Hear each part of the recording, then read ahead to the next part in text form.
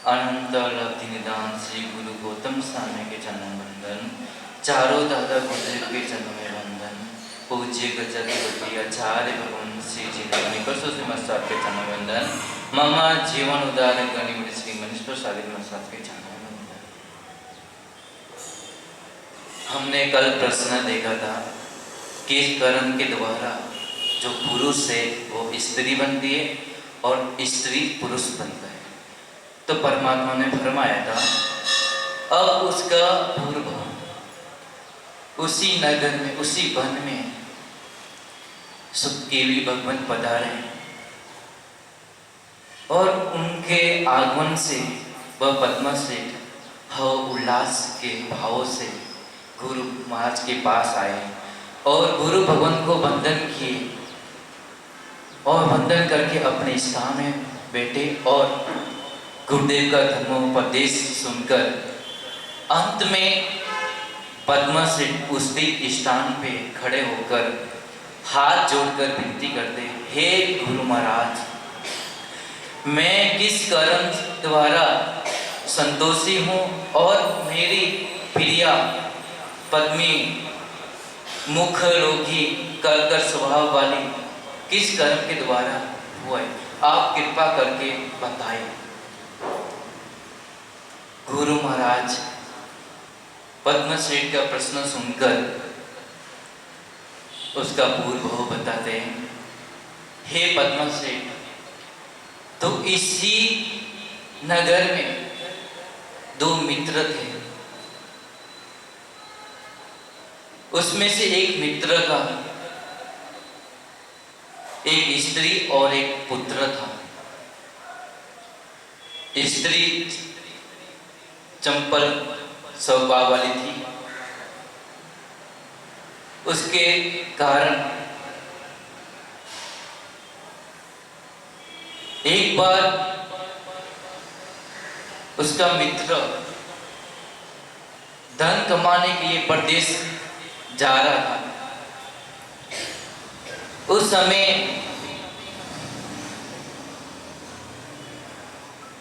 अपनी पत्नी का चपक स्वभाव कारण अपने पुत्र को बोल के जो उसके पास जो धन था, जो स्वर्ण था, अपने पुत्र को देकर अपने मित्र नागिल सेठ के वहां उसकी पत्नी पद्मिनी के सामने, नागिली के सामने वो धन की पोटली उसको सौंप दी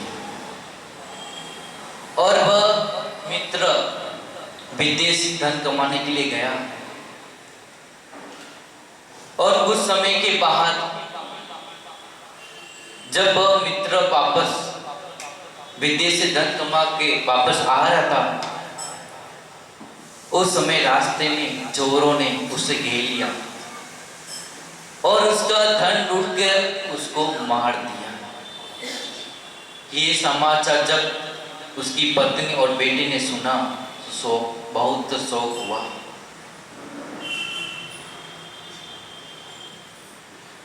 शोक के कारण वह डूबे रहे कुछ समय के बाद कि अब शोक के कारण मरा व्यक्ति वापस तो नहीं आएगा। अब कुछ समय के बाद वह माँ और बेटा पद्मश्रेष्ठ के वहां गया। जो पिता ने विदेश जाने के पहले जो धन उसके मित्र नागिल सेठ के वहां छोड़ दिया था, रखा था, वह लेने के लिए माँ और बेटा उस पद्मश्रेष्ठ के वहां गए और अपने पूंजी अमानत की याचना की, मांग की। तो पद्मश्रेष्ठ ने जवाब दिया, कौन सी अमानत, किसके पास, किसको दी, किसने दी, कौन सा दी, मैं कुछ नहीं जानता। बहुत याचना की, परंतु जिसकी नीति साफ ना हो उसके सामने अनुनय विनय करने का कोई मतलब नहीं। अब माँ और बेटा राजा के पास जाते हैं और राजा को पद्मसेठ की शिकायत करते हैं। राजा पद्मसेठ को बुलाते हैं और राजा बोलते इनकी पूंजी अमाउंट इनको वापस लौटा दे। तो पद्मसेठ बोलता है जब मेरे पास इनकी पूंजी अमाउंट नहीं है तो मैं क्या करूं। तो राजा बोलता है अपने उसके पुत्र को बोलता है कि तेरे पास क्या इसका कोई जवाब है, कोई साक्षी है। तो उसका बेटा बोलता है कि मैंने इनकी पत्नी नागिला के साक्षी में धन दिया था। तो वह राजा नागिला को बुलाता है और नागिला को बोलता है तू सच सच बताना, क्या इनकी पूंजी अमाउंट तेरे सामने नागिल सेठ को सौंपी थी या नहीं। अब जैसे ही नागिला ये सुनती है तो विचार करने लगती है कि एक तरफ नदी और दूसरी तरफ से अब मैं कौन सा रास्ता चुनूं, क्या बोलूं, मुझे क्या करना चाहिए, कौन सा रास्ता चुनना चाहिए। अगर मैंने सत्य वचन का लोभ किया तो मेरा इस भाव भी बिगड़ेगा और अगले भाव भी दुखदायक होगा। और सत्यवती स्त्री हमेशा पति का पक्ष लेती है, परंतु अगर मैंने सत्य वचन का लोभ किया तो मुझे भाव भी और अगले भाव भी दुखदायक होगा। ऐसे विचार करते करते उसने निर्णय लेती है कि मुझे सत्य वचन ही बोलना चाहिए। हर एक स्त्री और पुरुष को ये भाव हमेशा होना चाहिए कि अगर मैंने सत्य बोला, अगर असत्य बोला तो खाली इस भव में वो छूट जाएगा, परंतु सत्य का लोभ किया तो इस भव भी बिगड़ेगा और आने वाले भव भी गति जो है वो भी बिगड़ने वाली। तो वह राजा को बोला हे महाराज, पूंजी और अमानत की बात सच्ची है। ये सुन राजा प्रसन्न होकर नागिला को वस्त्र आभूषण से सम्मानित करता है और इधर वह नागिल से मिलूट होकर उनका अमान पूंजी लौटा देता है। और राजा को क्रोध आता है नागिल सेठ पर और उसे सजा देते। तब नागिला याचना करके उस नागिल सेठ को छुड़ाती है। कुछ समय के बाद नागिल सेठ के वहां मुनि भगवंत गोची के लिए पधारते हैं। तब नागिला ने हव उल्लास भाव के गुरु भगवान को, मुनि भगवान को गोची बहरा के अपना पुण्य कर्म बांधती है और उस क्रमश अपना आयुष्य पूर्ण कर कर इस भाव में पद्म सेठ होता है और संतोषी होता है। और वह नागिल सेठ भी अपना आयुष्य पूर्ण कर कर अगले भाव में असत्य कपट के कारण इस भाव में पद्मिनी नाम की स्त्री होती है और मुख रोगी और कर्कश स्वभाव वाली होती है।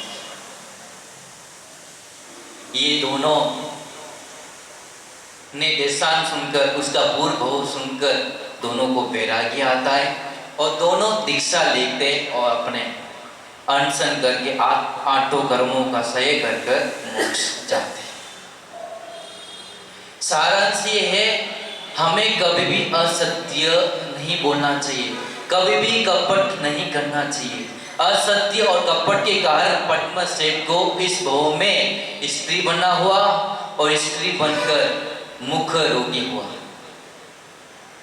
तो हमें कभी भी असत्य और कपट नहीं करना चाहिए, क्योंकि कर्म हमेशा, हम छोटा सा यहाँ पे हंसते भी कर्म बांध देंगे, हंसते भी कर्म बांध दे, ये सोचेंगे यार कुछ नहीं है, छोटा सा तो है, कुछ नहीं होता है, पर छोटा कर्म भी अगले बोल बहुत बड़ा रीजन होता है, उसकी सजा बहुत बड़ी होता है। तो हमें इस दर्शन को सुनकर हमें अपने भीतर में निर्णय लेना कि हमें कभी भी जो धर्म कार्य में कभी भी असत्य बोलना नहीं चाहिए और कपट नहीं करना चाहिए। जी बात कुछ बोला था इच्छा। ऐसा विश्वास दिल में जमाते चलो, ऐसा विश्वास दिल में जमा के चलो, सिद्ध अरिहंत को मन में रमाते चलो, सिद्ध अरिहंत को मन में रमा के चलो, वक्त आएगा ऐसा कभी न कभी, वक्त आएगा ऐसा कभी ना कभी, सिद्धि पाएंगे हम भी कभी न कभी, सिद्धि पाएंगे हम भी कभी ना कभी, संयम पाएंगे हम भी कभी न कभी, संयम पाएंगे हम भी कभी ना कभी। जिन्होंने अपने प्रबल पुरुषार्थ के माध्यम से मोक्ष पद को प्राप्त कर लिया, उन सभी सिद्धात्माओं के पावन सी चरणों में हमारी भावभरी वंदना। परम उपकारी, लाखों आत्माओं को वीतराग धर्म से जोड़ने वाले पूज्य दादा गुरुदेव श्री जिन दत्त श्री आदि चारों दादा गुरुदेव श्री के पावन सी चरणों में हमारी भावभरी वंदना। परम पूज्य गणनायक श्री सुख सागर जी महाराज साहिब के पावन सी चरणों में हमारी भावभरी वंदना।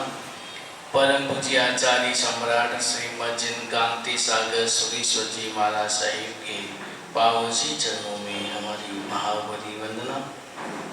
भवसागर से डूबती नैया को सहारा देने वाले मेरे श्रद्धा के केंद्र परम पूज्य गुरुदेव गच्छाधिपति आचार्य भगवंत श्रीमद जिन मणिप्रभ सुरेश्वर जी महाराज साहिब के पावन सी चरणों में हमारी भावभरी वंदना।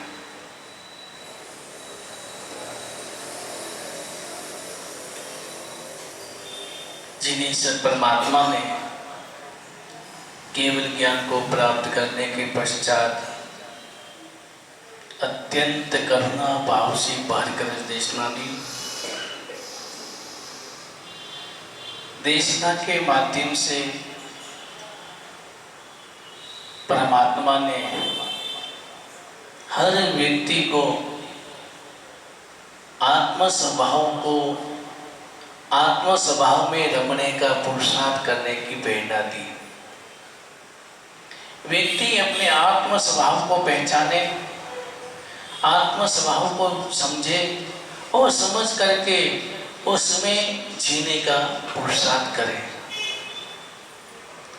अनादि काल से मैं पर भाव में जीते जीते तो मेरा अनादि काल बीत गया, लेकिन अभी तक मैंने अपने स्वभाव में रमणता प्राप्त नहीं की, स्वभाव में रमण नहीं हुआ किया। जब तक व्यक्ति स्वभाव में रमण नहीं करता, पर भावों के कारण, पर भावों से प्रेरित भावों के कारण हमारे भीतर में कसाई भाव उत्पन्न होते हैं। कसायों का मूल कारण यही है कि हम पर भाव में रमण करते हैं, पर भावों से प्रेरित हो जाते हैं और उसके कारण उसमें ही हम डूब जाते हैं और उस भावों के कारण ही हमारे भीतर में राग द्वेष कसाय भाव पैदा होते हैं। आप देखें, आप हम पढ़ते हैं, सुनते हैं, तो लगता है कि जितने भी महापुरुषों ने साधना की, उस साधना समभाव में की, समता भाव से की। कैसी भी स्थितियां आए, चाहे अनुकूलता आती है, कभी जीवन में प्रतिकूलता आती है, कभी और कुछ कारण बनता है, लेकिन जो व्यक्ति समभाव में रहता है, समता भावों से जीवन जीता है, उसी का जीवन, उसी की साधना सार्थक होती है और उसी का नाम साधना है। परिस्थितियां कैसे भी हों, बाहर की परिस्थितियां तो हमें जो भी मिलती है वो पुण्य पाप के परिणाम स्वरूप मिलती है। चाहे मैं गोरा हूं, काला हूं, लंबा हूं, मोटा हूं, या मैं पैसे वाला हूं या गरीब हूं, ये जो भी बाहर की स्थितियां परिस्थितियां होती है, ये सब तो पुण्य पाप का परिणाम है। इसमें हम कुछ भी नहीं कर सकते। पाप के कारण मैं विपन्न बना और पुण्य के कारण मैं अमीर बना, तो बाहर की परिस्थितियां हमारे हाथ में नहीं है। कैसा बनना हमारे हाथ में नहीं है। ये तो हम पुरुषार्थ करते हैं, लेकिन परिणाम तो पुण्य पाप के आधार पर ही मिलता है। तो जितने भी महापुरुष हुए, जिन्होंने साधना की, कैसी भी स्थितियां आई, कैसी भी परिस्थितियां आई, वो अपने स्वभाव में रमण करते थे। स्वभाव में रमण करने के कारण ही उन्होंने आत्म सिद्धि प्राप्त की।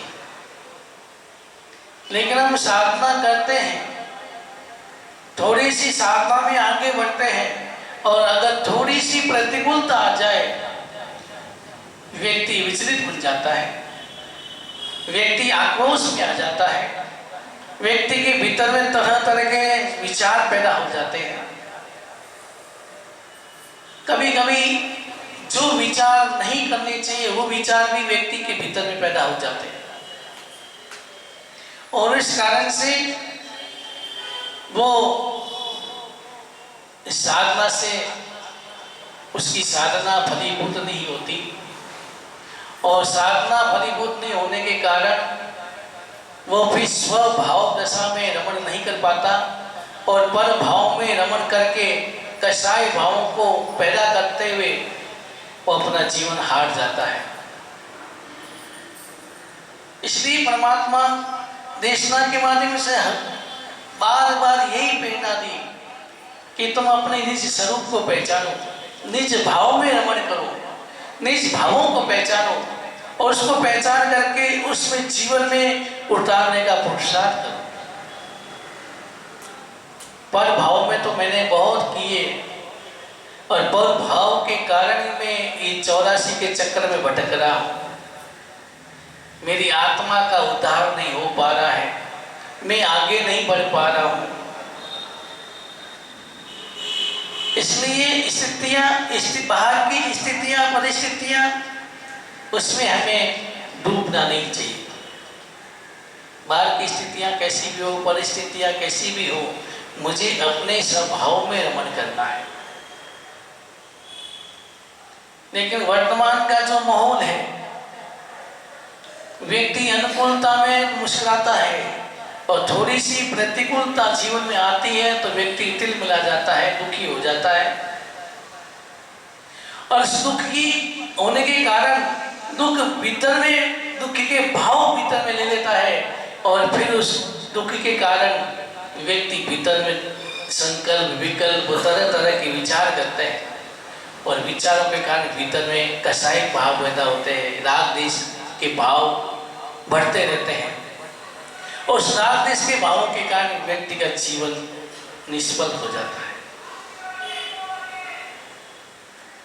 आप देखें, महापुरुषों को जीवन देखें, महाराष्ट्र में दो संत हुए, एक का नाम था एकनाथ और एक का नाम था तुकाराम। दोनों की इस परिस्थितियां, बाहर की परिस्थितियां दोनों की अलग अलग थी, दोनों की परिस्थितियां भिन्न भिन्न थी, फिर भी वो दोनों आत्मा भावों में रमण करते थे। और इस कारण आज हम उसे याद भी करते हैं, उनसे हम प्रेरणा भी लेते हैं। संत एकनाथ की पत्नी इतनी आज्ञाकारी थी, इतनी आज्ञाकारी थी कि अगर संत कहते हैं कि मुझे दिन के अंदर 12 बजे भी अगर कह दे कि मुझे दिखाई नहीं दे रहा है, लालटेन जला के लाओ, तो भी लालटेन जला के ला के देना। तो और संत एकनाथ जब सत्संग करते थे, निश्चिंत होके सत्संग करते थे, अपने आत्मरमण भाव में रमते थे, किसी प्रकार का मन में संकल्प विकल्प नहीं था। और संत एकनाथ भगवान को धन्यवाद देते थे कि अच्छा हुआ भगवान, आपने मुझे आज्ञाकारी पत्नी दी, इसलिए मैं आराम से तुम्हारी भक्ति करता हूँ, सत्संग करता हूँ, कोई इसी प्रकार का कोई टेंशन नहीं, किसी प्रकार का कोई विचार नहीं, मैं आराम से मस्त तुम आपकी भक्ति करता हूँ और सत्संग करता हूँ। अब संत तुकाराम की परिस्थितियां उल्टी थी, उसकी पत्नी झगड़ालू थी, इतनी झगड़ालू थी कि वो सत्संग करते थे तो घर का कचरा कूड़ा करके उसके सिर पर डाल देते। लेकिन संत तुकाराम के मन में किसी प्रकार का कोई भाव नहीं आता, कसाई भाव नहीं, वो अपनी मस्ती में रहते थे और सत्संग करते रहते थे। और वो भी परमात्मा को धन्यवाद देते कि परमात्मा अच्छा हुआ कि आपने मुझे झगड़ालू पत्नी दी, जिससे मेरा राग उस पर नहीं हुआ, और राग भाव नहीं होने के कारण मैं आपकी भक्ति आराम से करता हूँ, भक्ति मस्ती से करता हूँ और सत्संग आराम से मस्ती से करता हूँ। दोनों की परिस्थिति अलग है, लेकिन दोनों का चिंतन, एक की पत्नी आज्ञाकारी मिली तो भगवान को कहते हैं, भगवान को धन्यवाद देता है कि आप, भगवान आपको धन्यवाद, लाख लाख धन्यवाद कि आपने मुझे आज्ञाकारी पत्नी मिली, आज्ञाकारी पत्नी दी, इस कारण से मैं आपकी भक्ति आराम से करता हूँ, सत्संग करता हूँ।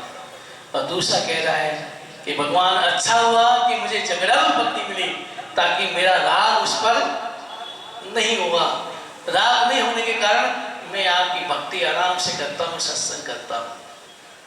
आप देखें दोनों की परिस्थितियां अलग है, स्थितियां, बाहर की स्थितियां दोनों की भिन्न भिन्न है, लेकिन दोनों का चिंतन एक ही था। मन के भावों में रमण करना, वो परिस्थितियों के आधार पर नहीं, वो अपनी मन के अंदर रमणता करते थे, इसलिए दोनों ने परमात्मा को धन्यवाद दिया। लेकिन हमारे जीवन में थोड़ी सी विपरीत परिस्थिति आती है, हम विचलित बन जाते हैं, थोड़ा भाव शुद्ध बनता है, थोड़े भाव निर्मल बनते हैं, और कोई प्रतिकूल परिस्थिति आ जाती है तो हम दिख जाते हैं। और इस कारण से हम समभाव में नहीं रह पाते, आत्म भाव में रमण नहीं कर पाते, और इस कारण से संसार की कसाइयों के भाव हमारे ऊपर हावी हो जाते हैं। ये कसाई भाव ही हमें भटकाते हैं, हमें रुलाते हैं। इसलिए परमात्मा कहते हैं तुम स्वभाव में रमण करो, उसके लिए पुरुषार्थ करो। बाहर की परिस्थितियां तुम्हारे हाथ में नहीं, जो भी तुम्हें मिला है, जैसा भी मिला है, तुम्हारे अपने कारण मिला है, पुण्य पाप के परिणाम स्वरूप मिला है। जो भी मिला है उसे स्वीकार करो, बाहर की परिस्थितियों में उलझो मत। बाहर की परिस्थितियों के कारण तुम अपने भीतर की रमणता को समाप्त मत करो। लेकिन हम अपने आप बारे में चिंतन करें कि मैं मेरी स्थिति वर्तमान में क्या है, मैं अपने स्वभाव में रमता हूँ या बाहर की परिस्थितियों के आधार पर मेरा चिंतन, मेरे भाव, मेरे कसाय भाव बढ़ते हैं या घटते हैं। मैं कैसा जीवन जी रहा हूँ अभी, बाहर की परिस्थितियों के आधार पर जीता हूँ कि स्वभाव की रमणता, स्वभाव के आधार पर जीवन जीता हूँ। मेरा जीवन कैसा है। लेकिन जब मैं बाहर का वातावरण देखता हूं तो ऐसा लगता है हर व्यक्ति वर्तमान में ज्यादातर बाहर की परिस्थितियों के आधार पर जीवन जीता है। सुख का अनुभव भी बाहर की परिस्थितियों के आधार पर करता है और दुख का अनुभव भी बाहर की परिस्थितियों के आधार पर करता है। जबकि सुख भी एक कल्पना है, दुख भी एक कल्पना है। कल्पना है, मात्र कल्पना है।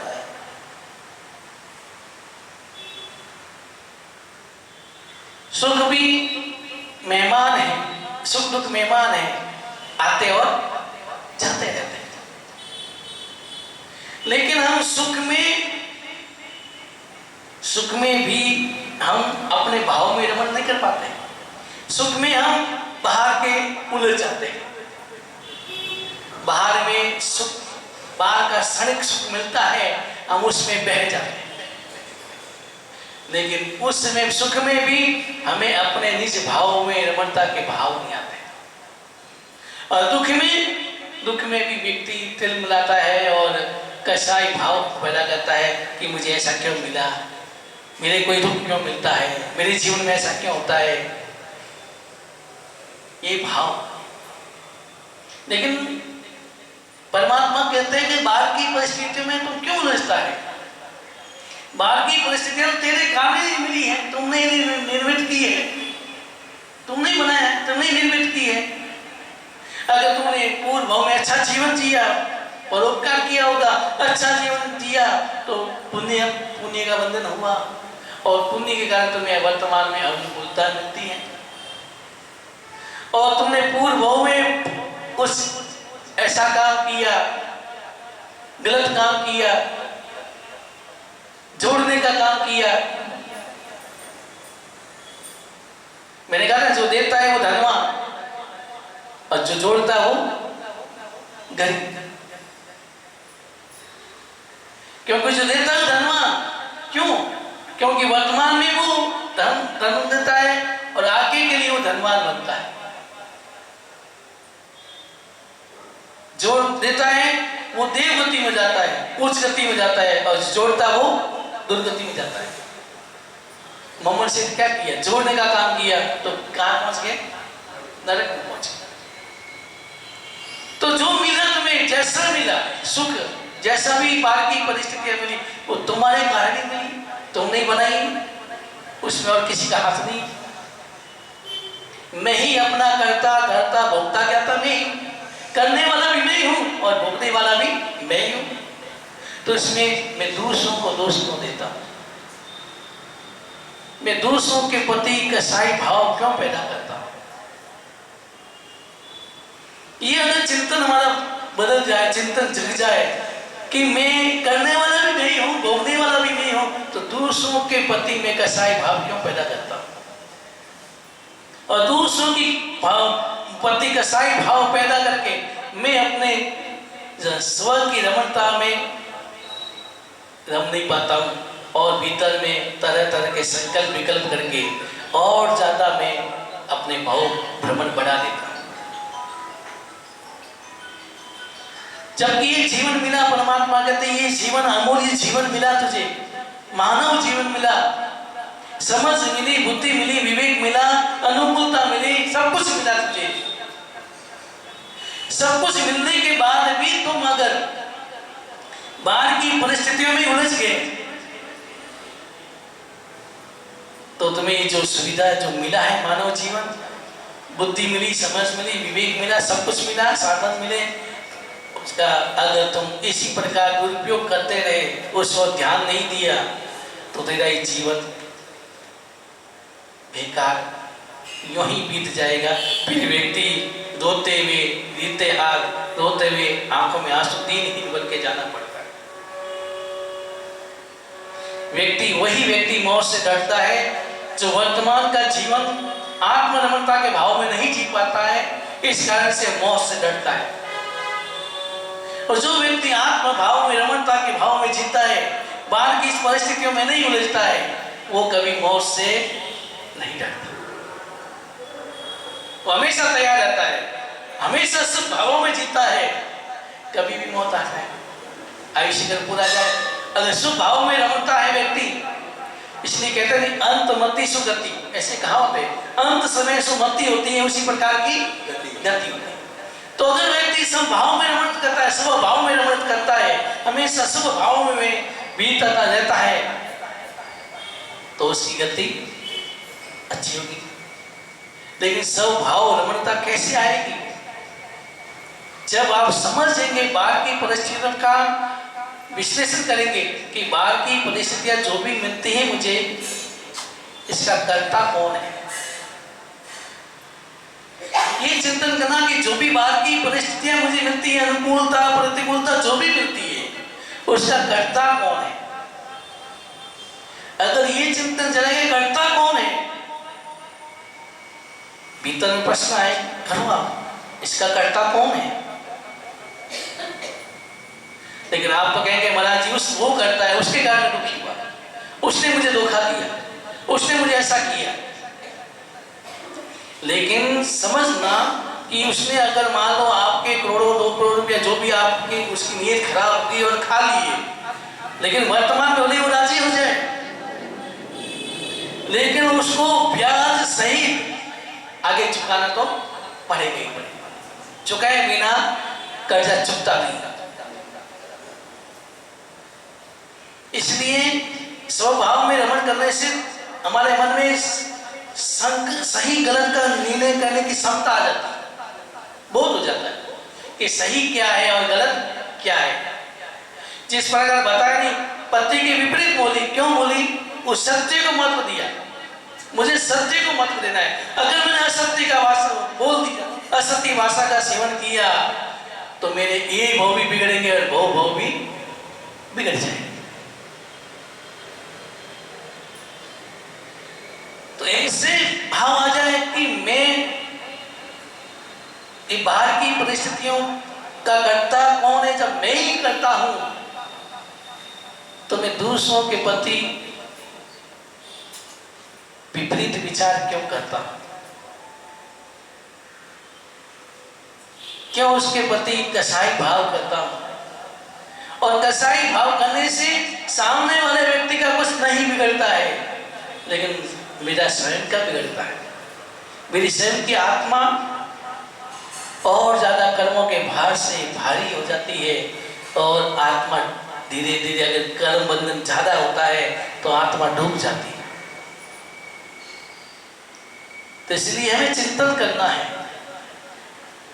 खाली सुनना ही नहीं है, चिंतन करना है। ये चिंतन करना है कि बाहर की जो भी परिस्थितियां मिलती है, उसका कर्ता मैं ही हूं, मैं ही हूं। आप बाहर के जीवन में ही का प्रयोग करते हैं, भी का प्रयोग नहीं करते हैं। बाहर के जीवन में ही का प्रयोग करता है, मैंने ही किया। बाहर के जीवन में कोई भी काम व्यक्ति करता नहीं, मैंने ही किया, उसमें भी नहीं लगाता है, मैं भी किया, उसने भी किया। मैं भी करता हूं, वो भी करता है, उसका भी सहयोग है, मेरा भी सहयोग है। उस समय में भी का प्रयोग नहीं होता है, ही का ही प्रयोग, मैं ही किया। और आत्मा के क्षेत्र में वो नहीं सुनता, करता भी मैं ही हूं। वहां पर भी लगाओ, करता भी मैं ही हूं। जब ये भाव आ जाए, करता भी नहीं हूं, तो भोगता भी मैं ही हूं, तो दूसरों के प्रति कसाई भाव नहीं आएंगे। चिंतन बदल जाएगा, सम्यक चिंतन चल जाएगा कि अरे मैं दूसरों को दोष क्यों देता हूं, करता भी मैं ही हूं, करने वाला मैं ही हूं, भोगने वाला भी मैं ही हूं। कर्म मैंने ही, कर्जा मैंने लिया है, चुकाना भी मुझे ही पड़ेगा। संसार का कर्जा तो फिर भी दादा का पोता चुका देगा, पिता का बेटा चुका देगा, संसार का कर्जा चुका सकता है। लेकिन कर्मों का कर्जा, उसमें तो ना बेटा चुका सकता ना मैं कोई पोता, वो तो मुझे स्वयं को ही चुकाना पड़ेगा। तो ये सोचो, कर्जा मैंने लिया है, पूर्व भाव में कर्जा लिया है, कर्मों का कर्जा मैं लेके आया हूं। एक चिंतन और करना, मैं कर्मों का कर्जा लेके आया हूं, अभी मैं सक्षम हूं। कोई व्यक्ति अगर दिवाला निकाल देगा, ऐसा होता है संसार में, दिवाला निकाल लिया और उसका बेटा सक्षम बन गया, या वो बाद में व्यक्ति वापस पुण्य का उदय, वो सक्षम बन गया, तो सबसे पहले क्या करेगा? वो कहेगा आओ ले जाओ कर्जा मेरा, ले जाओ, जो भी मेरे पर कर्जा चुक जाए, मैं वो चुकाने का पुरुषार्थ करता है कि मैं भी सक्षम हूं चुकाने। तो ये चिंतन करना, अभी मैं सक्षम हूं, पूर्व भोग के कर्जा लेके आया, अभी मैं चुकाने के लिए सक्षम हूं, अभी मेरे में क्षमता है, मेरे में शक्ति है, सामर्थ्य है, मेरी चेतना सामर्थ्यवान है। तो फिर मैं अभी कर्जा लेने वाला आता है, कर्जा जब आता है लेने के लिए, तो मैं रोता क्यों, मैं उदास क्यों होता हूं, मैं विचलित क्यों बनता हूं? जो भी कर्जा है, चाहे आपने वेद कर्म का कर्जा लिया, शरीर में वेदना आई, उसमें चिंतन करना, संभाव में रखना। कर्जा मैंने लिया है, अगर आपने संभाव रख लिया, क्षमता रख ली, तो कर्जा चुक जाएगा। और उसमें वेदना में आपके भीतर में कसाई भाव पैदा होंगे, राग द्वेष के भाव पैदा होंगे, निज भावों की रमणता समाप्त हो गई, तो कर्जा बढ़ेगा घटेगा? तो मैं अभी सक्षम हूं, मेरे में शक्ति है, सामर्थ्य है, तो मैं हंसते हंसते कर्जा चुका दूं। परमात्मा में मेरा यही चिंतन था, कर्जा मैंने लिया है, इसलिए कैसी भी बात की परिस्थिति आई, कानों में खिले ठोके या शंकर ने इतने उपसर्ग दिए, लेकिन परमात्मा सब भाव में रमणता थी। कर्जा लिया, मैं सामर्थ्यवान हूं, अभी मैं, मेरे भीतर में शक्ति है, कर्जा चुक जाए, और कर्जा चुके बिना मैं आत्मा को परमात्मा बना नहीं सकता। जब तक मेरा कर्जा नहीं चुकेगा, तब तक मैं आत्मा को परमात्मा बना नहीं सकता, मेरी आत्मा कभी मोक्ष तक पहुंच नहीं सकती। तो कर्जा तो मुझे चुकाना ही पड़ेगा। संसार का कर्जा नहीं चुकाए लेके चले जाते हो आप हंसते हुए, क्या नहीं चुकाए, क्या हुआ? अगर व्यक्ति की नींद खराब हो जाती है, एक बात ध्यान रखना, एक व्यक्ति की नींद खराब होती है, भुगतना पूरा परिवार भुगतना पड़ता है, उस परिवार में शांति नहीं होती, क्योंकि बाहर में लोग व्यंग कसते हैं, बाहर में लोग बोलते भी हैं कि देखो इस व्यक्ति का इतना व्यक्ति खा के बैठ गया, बाहर व्यवहार में आप बोलते नहीं बोलते, लेकिन फिर भी आप इस बार का कर्जा लेके जा सकते हो। लेकिन जब तक कर्मों का कर्जा चुकेगा नहीं, तब तक मोक्ष तक पहुंच नहीं सकते, मोक्ष को प्राप्त नहीं कर सकते। इसलिए कर्जा तो मुझे चुकाना ही पड़ेगा, चाहे हंसते हंसते चुकाओ, चाहे रोते रोते, कर्जा तो चुकाना पड़ेगा। चाहे वेद कर्म आया तो कर्जा चुकेगा, चाहे हंसते हंसते संग करो, चाहे रोते रोते संग, लेकिन कर्जा तो चुकाना ही पड़ेगा। इसलिए परमात्मा यही कहते हैं, बार बार यही प्रेरणा देते हैं कि तुम स्वभाव में रमन करो, अपने स्वभाव को पहचानो, अपने स्वभाव में रमन करो, बाहर की स्थितियां परिस्थितियों से प्रभावित मत बनो। अगर बाहर की स्थितियां परिस्थितियों से प्रभावित नहीं बनोगे, तो ही तुम आत्मा के क्षेत्र में प्रगति कर पाओगे। चाहे आप हो चाहे मैं हूं, केवल साधु बनने से स्वभाव की रमणता नहीं आती है। स्वभाव की रमणता तब आती है जब परिस्थितियां देख के अनुकूलता में हर व्यक्ति शांत रहता है, मुस्कुराता है, कोई बड़ी बात नहीं है। प्रतिकूलता में मेरे मन में वही भाव संभाव निज भाव में रमणता बनी रहे, वही साधना है, वही साधना का परिणाम। और अगर परिस्थितियां विपरीत हुई और मेरे स्वभाव में रमणता में मैं विचलित बन गया, तो मेरी साधना का परिणाम नहीं मिल पाता। इसलिए इस बात को गहराई से चिंतन करना है कि बाहर की परिस्थितियां जो भी मिलती है, अनुकूल प्रतिकूल, उसका कर्ता भी मैं ही हूँ और भोगने वाला भी मैं ही हूँ। तो मुझे इसमें विचलित क्यों बनना, इस भाव में विचलित क्यों बनना? मैं अपने निज भाव में रमण करूं, मैं अपने भाव भीतर में सब भाव पैदा करूं। ये सोच के सब भाव रमण करना है कि कर्जा मैंने लिया है तो कर्जा चुक रहा है, चुकने अच्छा है, मेरा कर्जा कर्मों का कर्जा चुक जाएगा तो मेरी आत्मा हल्की बनेगी, शुद्ध बनेगी और धीरे धीरे मुक्त भी बन जाएगी। इस भाव में हमें चिंतन करना है। तो परमात्मा की देश में केवल सुनना ही नहीं है, सुनने के बाद उसके बारे में चिंतन करना है। सुनने से मन बदलता है, हल्का सा मन बदलता है, फिर चिंतन करेंगे तो हृदय बदलेगा और हृदय बदलेगा तो जीवन भी बदल सकता है। और नहीं तो केवल सुना और बाहर गए, वही परिस्थिति अनुकूलता प्रतिकूलता में व्यक्ति उलझ जाता है, स्वभाव में रमणता नहीं कर पाता है। तो हमारे जीवन में एक ही संकल्प होना चाहिए कि मुझे जो ये मानव जीवन मिला है, जब मुझे जो अनुकूलता है मिली है, क्षमता मिली है, शक्ति मिली है, मैं उसका सदुपयोग करूंगा, दुरुपयोग नहीं, मैं उसका सदुपयोग करूंगा। सदुपयोग का मतलब है मैं बाहर की परिस्थितियों से मुक्त बन करके अपने जीवन को सार्थक करूंगा। दुरुपयोग का मतलब है मैं बाहर की परिस्थितियों में उलझ करके मैं और ज्यादा आत्मा को कर्मों से भारी बनाने का काम करता हूँ। ये दुरुपयोग है जीवन का। तो हमें चिंतन करना है, सदुपयोग करने के भाव भीतर में पैदा करने हैं। बाहर की परिस्थितियों अगर मिलती है, कैसी भी मिलती है, ये समझना ये मेरे कारण ही मिलती है, कर्ता भी मैं हूँ, भोक्ता भी मैं हूँ, तो मैं दूसरों को दोष नहीं दूंगा, अपने निज भाव में रमण करूंगा। निज भाव में रमण करके अपनी आत्मा को शुद्ध बुद्ध और मुक्त करने का पुरुषार्थ करूंगा।